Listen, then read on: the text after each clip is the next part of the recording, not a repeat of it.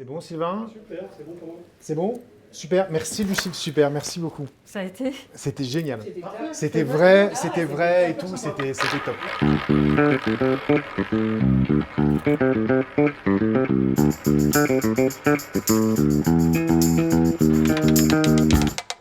Bienvenue dans ce podcast au cœur des jeux, un podcast audio et vidéo qui va nous permettre de découvrir l'envers du décor, de découvrir les jeux et de rencontrer des personnalités qui font le monde des casinos ou des clubs de jeux.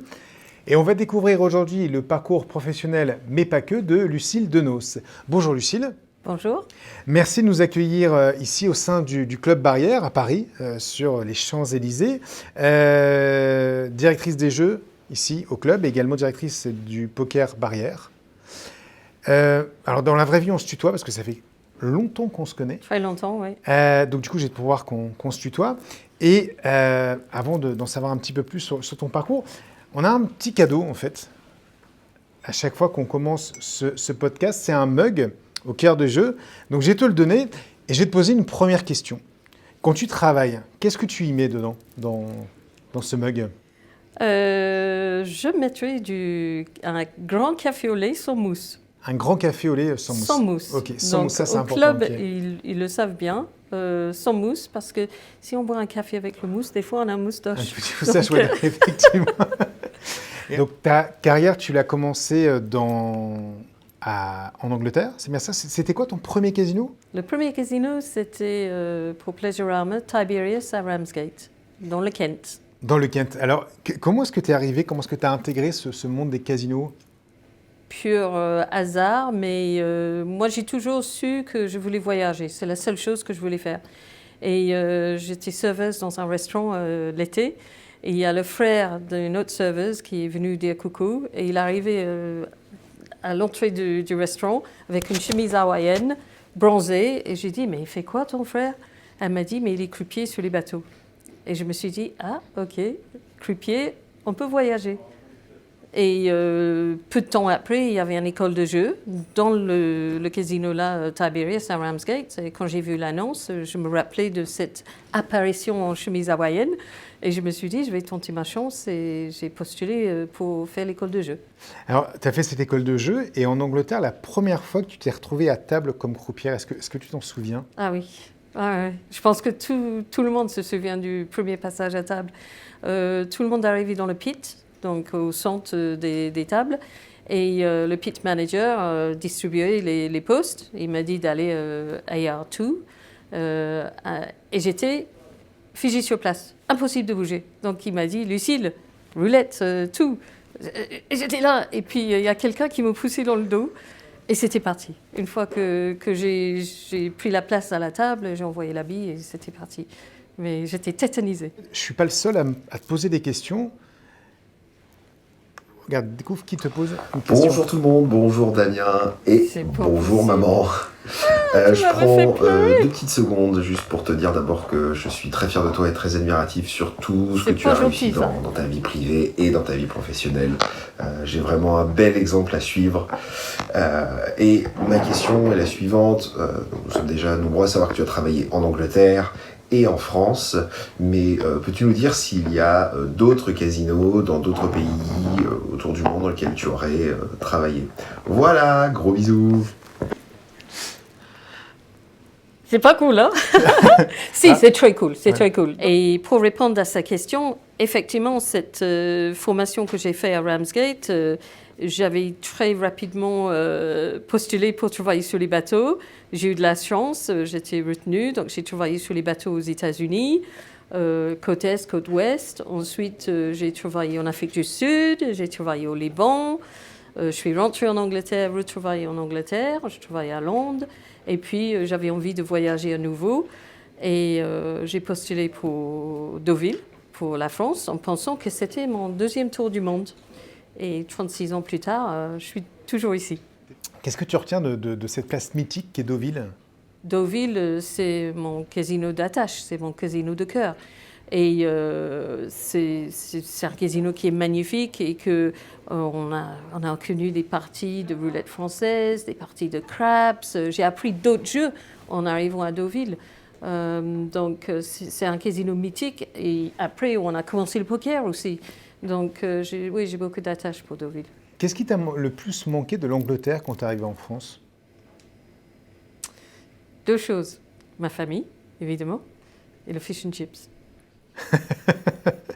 Et qu'est-ce qui t'a le plus surpris comme coutume française quand tu es arrivé en France? Embrasser les inconnus.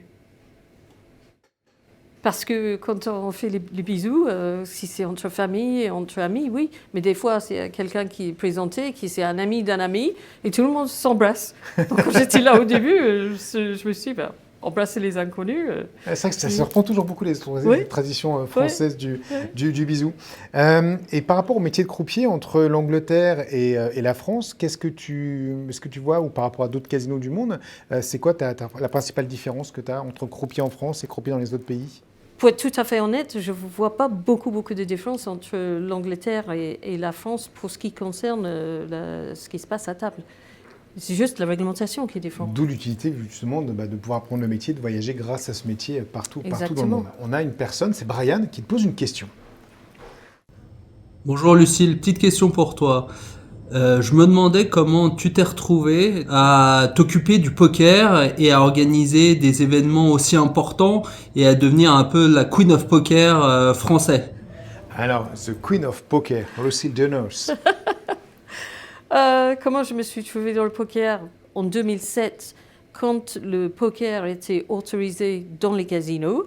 À cette époque-là, le groupe a voulu mettre quelqu'un en place pour gérer un peu les formations dans les différents casinos, la création de notre propre poker tour, etc.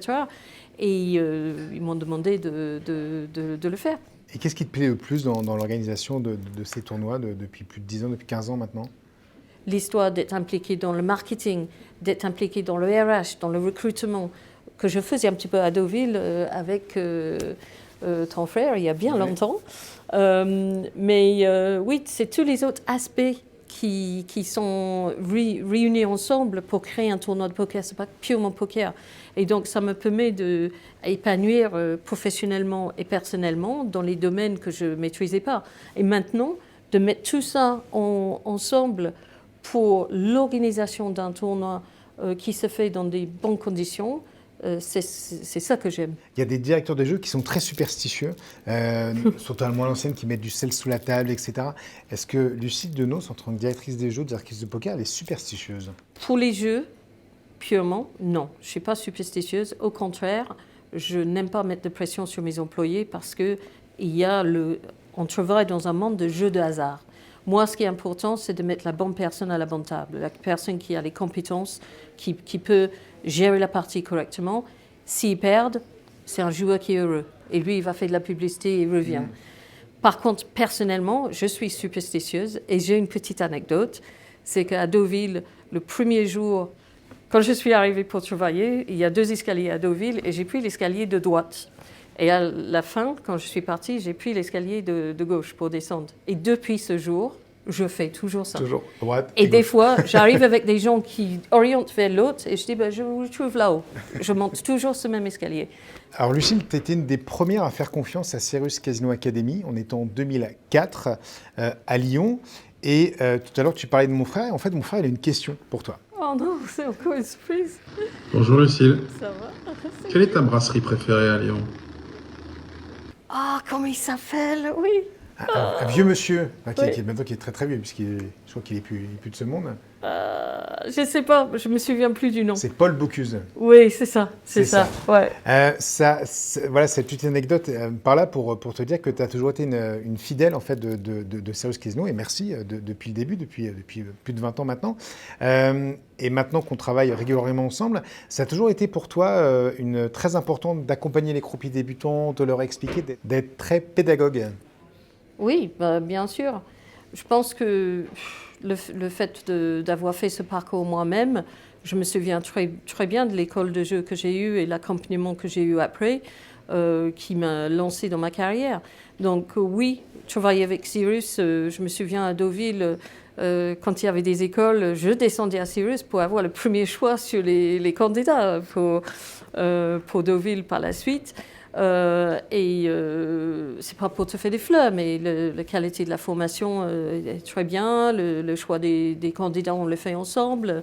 Et je pense que peut-être, je sais que Benoît, je sais pas pour toi, mais Benoît, il a travaillé aussi sur les bateaux. Oui. Il a travaillé en Angleterre. Oui. Et donc, on avait un peu la même vision du métier et les mêmes valeurs. Et donc, c'était facile de travailler ensemble. Merci beaucoup, Lucille. C'était la première partie de ce podcast au cœur des jeux et on se retrouve très vite pour la deuxième partie pour en découvrir plus sur notre invitée, Lucille Denos.